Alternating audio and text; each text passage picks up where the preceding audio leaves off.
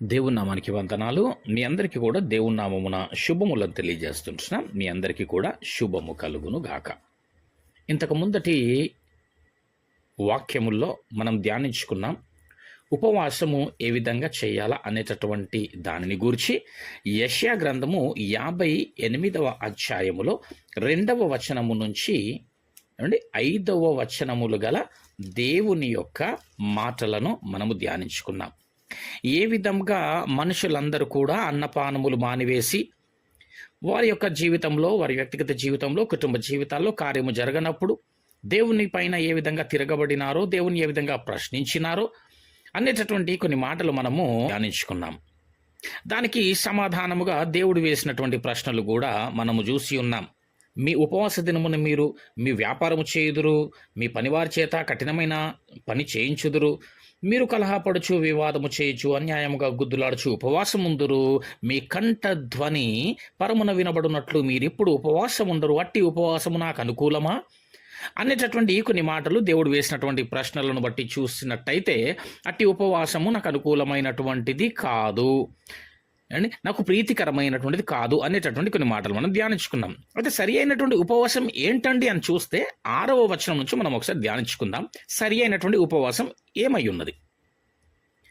6వ వచనం, దుర్మార్గులు కట్టిన కట్లను విప్పుటయు. ఏంటట? దుర్మార్గులు కట్టినటువంటి కట్లను విప్పాలా. లూకాసు వార్త 13వ అధ్యాయం 16వ వచనంలో కూడా చూసినట్టయితే 18 సంవత్సరముల నుంచి నడుము వంగిపోయినటువంటి స్త్రీని యేసు ప్రభువుల వారు విడిపించినట్టుగా చూసినాం. దుష్టుడి ద్వారా ఆ యొక్క స్త్రీ వంగబడినటువంటి నడుము చేత ఉన్నప్పుడు, బాధింపబడుతున్నప్పుడు దేవుడు విడిపించినటువంటి విధంగా మనం చూస్తూ ఉంటున్నాం. అది దుర్మార్గుడు కట్టినటువంటి కట్లు, దాని నుండి దేవుడు తనను విడిపించినాడు. అది ఉపవాసము. ఇటు విధంగా అనేకులను అనేక విధములుగా దుష్టుడు బంధిస్తూ ఉంటున్నాడు.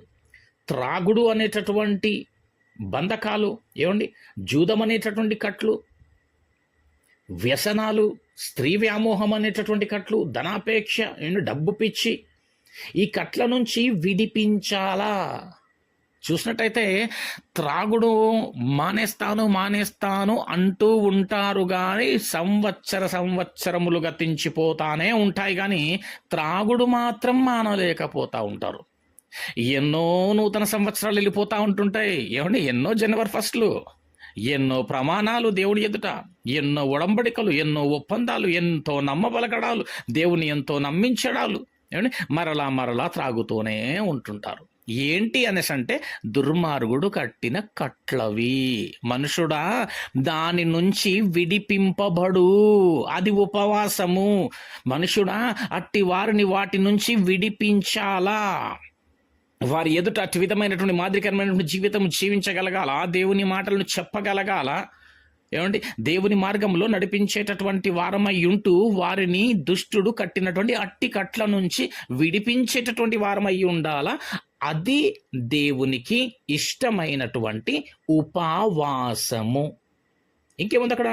కాడిమాను మోకులు తీయుటయు. గమనించినట్టయితే ఎద్దు మెడ పైన కాడి పెట్టేసి మేకులు పెట్టేసేస్తారండి. ఇంకా దానికి కదలడానికి వీలుండదు. ఆ మేకులు తీస్తే తప్ప అది అక్కడ నుంచి కదలడానికి వీలుగా ఉండదు. మనము కూడా ఒకానొక దినమున అటు విధంగా సాతాను కాడి కింద చిక్కుకున్నటువంటి వారమయ్యే ఉంటిమి. అట్లా సాతాను కాడి కింద చిక్కుకున్నటువంటి వారమై ఉన్న మనలని దేవుడు ఏం చేసినాడో తెలుసా? విడిపించి స్వతంత్రులుగా చేసినాడు. చూద్దాం ఒకసారి. గలతీయులకు రాసిన పత్రిక 5వ అధ్యాయం 1వ వచనం చూడండి. ఈ స్వాతంత్రము, ఇప్పుడు మనం ఏమై ఉన్నాం తెలుసా అండి? స్వతంత్రులమై ఉన్నాం దేవుని మహాకృప వలన, ఆయన ప్రేమ వలన. జ్ఞాపకం పెట్టుకోండి, ఈ స్వతంత్రమును అనుగ్రహించి క్రీస్తు మనలను స్వతంత్రులుగా చేసి ఉన్నాడు.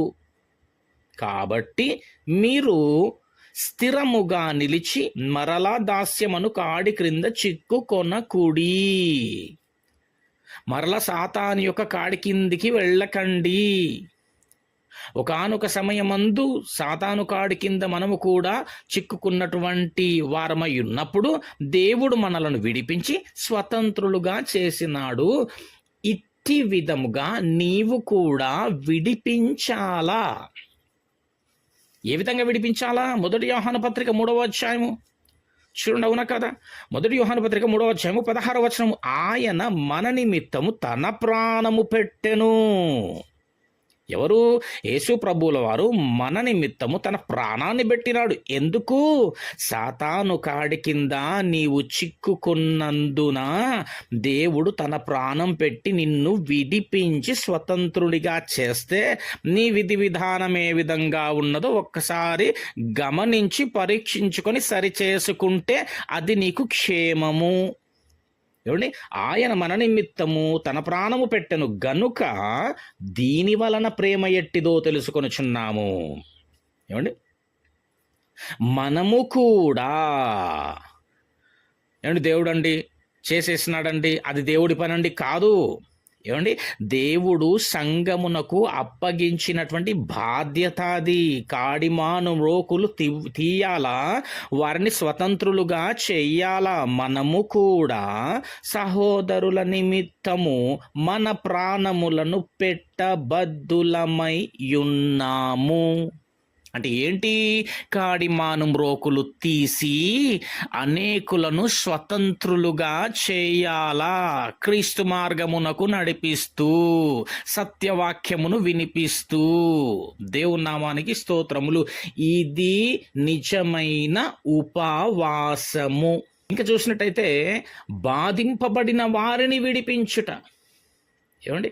బాధింపబడుతున్నటువంటి వారిని విడిపించాలా, కనికరము చూపించాలా, దయ చూపించాలా. నిన్ను కూడా ఈ విధంగా సాతాను నుండి విడిపించి వానిని కాళ్ళ క్రింద పెట్టాలనుకుంటున్నాడు మరి దేవుడు. ఏమండి? ఇవన్నీ కూడా మనము చూసినట్టయితే ఏమర్థమవుతుందండి? ఏమండి? ఏంటండి ఉపవాసం అంటే ఏంటో తెలుసా అండి? ఇవన్నీ కూడా ఆత్మలను రక్షించే మాటలే కనబడుతున్నాయి. ఈ ఉపవాసమును గూర్చినటువంటి ఇవన్నీ కూడా మనం ధ్యానిస్తూ ఉంటుంటే దేనికి సంబంధించినటువంటివిగా ఉన్నాయంటే ఆత్మలను రక్షించేటటువంటి మాటలే కనబడుతున్నాయి తప్ప శరీరానికి సంబంధించింది కాదు. అంటే ఉపవాసం అంటే ఏంటి? ఆత్మల రక్షణ.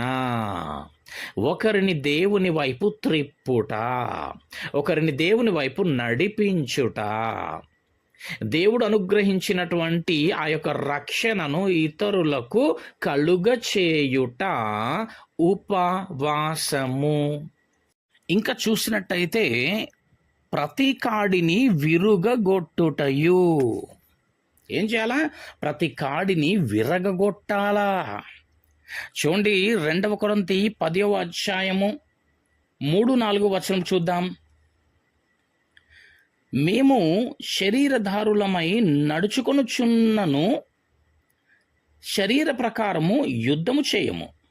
మా యుద్ధోపకరణములు శరీర సంబంధమైనవి కావు గాని దేవుని ఎదుట, చూడండి, దేవుని ఎదుట దుర్గములను పడద్రోయ జాలినంత బలము గలవై ఉన్నవి. అంటే దేవుని ఎదుట సాతాను దుర్గములను కట్టినాడు. వీటిని కూల్చాలా. దుర్గాలు అంటే ఏంటి? ఏమండి? దుర్గములు అంటే మనిషి కోతి నుండి పుట్టినాడని, ఏమండి, ఇలాంటి ఎన్నో అసత్య ప్రకటనలు దుర్గాలు. ఏమండి? వాటిని కూల్చివేయాలా. ఏ విధంగా? నీవు సత్యమైనటువంటి వాక్యమును తెలుసుకుంటూ ఆ సత్యవాక్యాన్ని ప్రకటిస్తూ అసత్యమైనటువంటి మార్గములో అనేకులను నడిపిస్తూ దేవుని రాజ్య విస్తరణలో పాలివాడవై ఉండాలా. ఇది దేవునికి ఇష్టమైన ఉపవాసము. చూడండి అక్కడ ఇప్పుడు యెషయా గ్రంథం చూద్దాం. ప్రతి కాడిని విరగొట్టుటయు నేనేర్పరచు కొనిన ఉపవాసము గదా. ఏమండి? ప్రశ్న. ఇది దేవుడు ఏర్పరచుకొనినటువంటి ఉపవాసం. కానీ మనమేమంటున్నాం, నిజమే ప్రభువా కావచ్చు, కానీ మేమిక్కడ ఒకటి ఏర్పాటు చేసుకున్నాం ప్రభువా, ఇన్ని గంటల వరకు తినకూడదని, త్రాగకూడదని, ఈ విధంగా వంతులు పెట్టుకొనాలని, ఈ విధంగానే చెయ్యాలని మాకు ఆ విధంగానే వినిపింపబడింది ప్రభువా, మేము ఆ విధంగానే చూసినాం ప్రభువా. ఏమండి, మా మా మా పితరులు ఆ విధంగానే చెప్పినారను. ఏమండి, ఈ విధంగా మనం ఏర్పాటు చేసుకుంటున్నాం. కానీ దేవుడు చెప్తున్నాడు, నేను ఏర్పరచుకొనినటువంటి ఉపవాసం ఇది కదా. 7వ వచనం చూడండి, నీ ఆహారము ఆకలిగొనిన వానికి పెట్టుటయు. ఏమండి, పెడతామా అండి? మనకు కలిగినటువంటి దాంట్లో ఆకలి దప్పులు గల వారి యొక్క ఆకలిని తీర్చేటటువంటి వారంగా ఉంటామా? కనీసం ఆలోచిస్తామా? కానీ వాక్యం ఏం చెప్తా ఉంది, నీ ఆహారము ఆకలిగొనిన వానికి పెట్టుటయు, నీ రక్త సంబంధికి ముఖము తప్పింపకుండుటయు. ఎవరండి రక్త సంబంధి? అన్న, తమ్ముడు, అక్క, చెల్లి, అవునా అండి? కాదు కాదు, దేవుడి రక్తము చేత కొనబడిన ప్రతి మనుష్యుడు మనకు రక్త సంబంధి. నువ్వు మార్గమున పోతూ ఉంటుండగా ఆ మార్గం ప్రక్కన ఒక దిక్కుమాలినటువంటి దయనీయమైనటువంటి స్థితిలో ఉన్నటువంటి వాడు కూడా నీ సహోదరుడు, నీ రక్త సంబంధి. వాడిని చూసి ముఖమంట తిప్పుకొని వెళ్ళొద్దంట. నీకు కలిగినటువంటి దానిలో వాడికి ఇవ్వగలగాల, చేయాలనుకున్నటువంటిది చేయదగది చెయ్యగలగాల. అటు విధంగా ముఖము తప్పించుకొని వెళ్ళకూడదు. దిక్కుమాలిన బీదలను నీ ఇంట చేర్చుకొనుటయు, వస్త్రహీనుడు కనబడిన ఎడల వానికి వస్త్రములు ఇచ్చుటయు, ఇదియే గదా నాకిష్టమైన ఉపవాసము. చెప్పాలా, ఎంతమంది ఇట్టి విధమైనటువంటి ఉపవాసములు చేస్తున్నారో. ఒకవేళ ప్రియమైనటువంటి దేవుని వారలారా, ఇట్టి విధమైనటువంటి ఒకవేళ మన జీవితంలో లేనట్టయితే చేద్దాం. ఇది దేవుడు ఏర్పరచుకున్న ఉపవాసం అంట, ఇది దేవుడికి ఇష్టమైనటువంటి ఉపవాసం అంట. ఏంటి, మళ్ళొక్కసారి చదువుతున్నట్టు చూడండి, దుర్మార్గుడు కట్టినటువంటి కట్లను విప్పుటయు, కాడిమాను మోకులు తీయటయు, బాధింపబడిన వారిని విడిపించుటయు, ప్రతి కాడిని విరుగగొట్టుటయు నేను ఏర్పరచుకున్న ఉపవాసము గదా. 7వ వచనం నుంచి, నీ ఆహారము ఆకలిగొనిన వానికి పెట్టుటయు, నీ రక్త సంబంధికి ముఖము తప్పింపకుండుటయు, దిక్కుమాలిన బీదలను నీ ఇంట చేర్చుకొనుటయు, వస్త్రహీనుడు నీకు కనబడిన ఎడల. ఏమండి, కనబడినప్పుడు వానికి వస్త్రములు ఇచ్చుటయు, ఇదియే గదా నాకు ఇష్టమైన ఉపవాసము. ఇప్పుడు చూడండి కింద, ఏమండి, అలాగున నీవు చేసిన ఎడల. ఎలాగున? ఇప్పుడు పై చదివినటువంటి విధములుగా. ఏమండి, అలాగున నీవు చేసిన ఎడల నీ వెలుగు వేకువ చుక్క వలె ఉదయించును. కడుపు మార్చుకుంటే కాదు, ఇట్టి కార్యములు చేస్తే, ఇట్టి క్రియలు చేస్తే, ఏమండి, ఈ విధమైనటువంటి ఉపవాసం చేసిన ఎడల నీ వెలుగు వేకువ చుక్క వలె ఉదయించును, స్వస్థత నీకు శీఘ్రముగా లభించును. నీ నీతి నీ ముందర నడుచును, యెహోవా మహిమ నీ సైన్యపు వెనుకటి భాగమును కావలి కాయును. అప్పుడు, ఎప్పుడు? ఈ విధంగా చేసినప్పుడు నీవు పిలువగా యెహోవా ఉత్తరమిచ్చును, నీవు మొర్ర పెట్టగా ఆయన నేను నానను. ఆహా, ఏమండి, ఎంత బాగుందండి. నా ప్రార్థనకు జవాబు ఎందుకు రావడం లేదండి, నేను ఎప్పటి నుంచో ప్రార్థన చేస్తున్నానండి. చాలామంది అనుకుంటా ఉంటారు, ప్రార్థన చేస్తున్నాను కానీ జవాబు రావడం లేదని. ప్రార్థన చేస్తున్నాను కానీ ఎందుకు ముందుకు వెళ్ళలేకపోతున్నాను. ప్రార్థన చేస్తున్నాను కానీ ఎందుకు ఇటు కార్యము జరగడం లేదని. ఎందుకు దేవుడు మనవి వినడం లేదని. ఎందుకు దేవుడు మనవి వినడం లేదు? ఇట్టి విధముగా నీవు చెయ్యడం లేదేమో, ఇట్టి విధంగా నీ బ్రతుకు జీవితము ఉండడం లేదేమో. చూస్తారా, నీవు మొరపెట్టగా ఆయన నేనున్నానను, ఇతరులను బాధించుటయు, వ్రేలు పెట్టి చూపి తిరస్కరించుటయు. ఇది చాలామంది జీవితాల్లో ఉంటుందండి. ఏమండి, వారి బ్రతుకు విధానం బాగుండదు కానీ ఎదుటి వారి బ్రతుకులను మాత్రం వేలెత్తి చూపిస్తూ ఉంటారు మాటి మాటికి. ఏమండి, వ్రేలు పెట్టి చూపి తిరస్కరించుటయు, చెడ్డ దానిని బట్టి మాటలాడుటయు నీవు మాని. ఏమనాలా? ఎదుటివాన్ని, ఏమండి, మాటి మాటికి వేలెత్తి చూపించుట మానాలా. సూక్తి కూడా ఉంది కదా, నువ్వు ఎదుటివాన్ని చూపించేటప్పుడు ఒక వేలు చూపిస్తే ఆ 3 వేలు నిన్ను చూపిస్తున్నాయని అది పక్కన పెట్టండి కొద్దిసేపు. ఇక్కడ నేరుగా సూటిగా వాక్యం సెలవిస్తుంది. ఏమని? వ్రేలు పెట్టి చూపి తిరస్కరించుటయు, చెడ్డదానిని బట్టి మాటలాడుటయు నీవు మానాలా. ఇలాంటి స్వభావం ఉండకూడదు.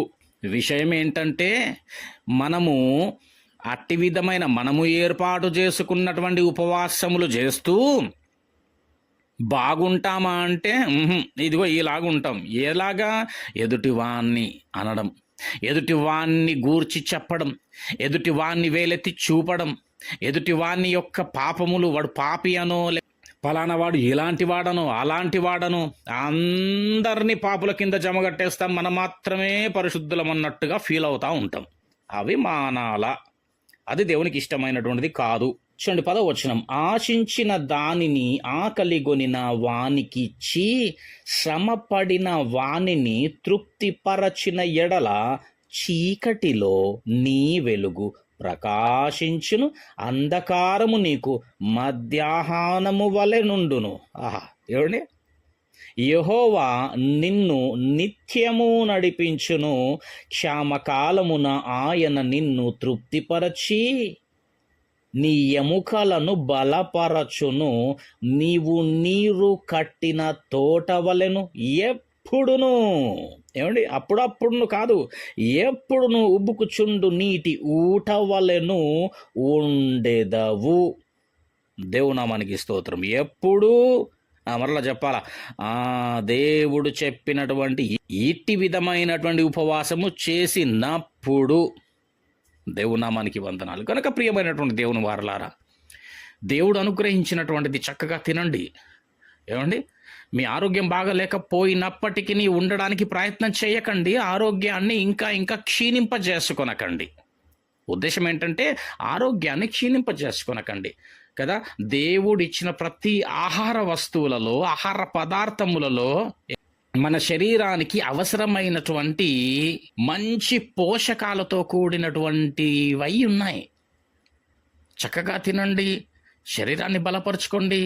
ఆ శరీరముతో దేవుణ్ణి ఏం చేయండి? ఘనపరచండి. లేదండి నాకు ఉండాలనిపిస్తుంది, ఉంటే బాగుంటుంది అనిపిస్తుంది, ఉండి నేను ఈ విధమైనటువంటివి చేస్తానండి అంటే నో ప్రాబ్లం అండి. మరలా నేను ప్రతి వాక్య సందేశంలో ఈ ఉపవాసముతో కూడినటువంటి వాక్య సందేశాల్లో చెప్తున్నాను. మీ ఆరోగ్య స్థితిని మొట్టమొదట చూసుకొని చేయండి. దేవుని నామానికి స్తోత్రం. ఇటు విధమైనటువంటి నిజమైనటువంటి ఉపవాసం ఏమండి? లేనివానికి ఇచ్చుటయు, ఆదరించుటయు, ఓదార్చుటయు, కనికరించుటయు, ఎదుటివానిని నీకంటే యోగ్యుడిగా ఎంచుకొని ఏమండి నువ్వు అట్టి విధంగా తగ్గించుకొనుటయు. ఏమండి? దేవుడు కూడా అన్నాడు కదా, యేసుప్రభులు వారు ఏమన్నారు? నేను పరిచారము చేయించుకొనుటకు రాలే కదా, పరిచారము చేయుటకు వచ్చిన. ఇటు విధంగా దేవుడికి అనుకూలమైనటువంటి ఉపవాసం చేస్తూ దేవుడికి మహిమకరంగా జీవించాల్సిందిగా మనవి చేస్తూ వాక్యమును చూడండి, వాక్యమును గమనించండి, ఏం మాట్లాడుతున్నాడో దేవుడు.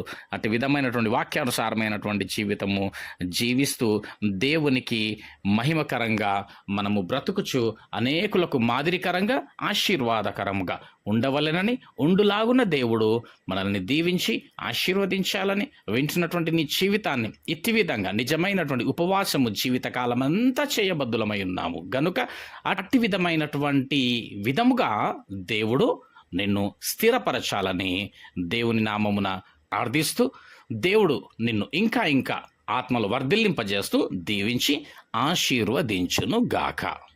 ఆమెన్.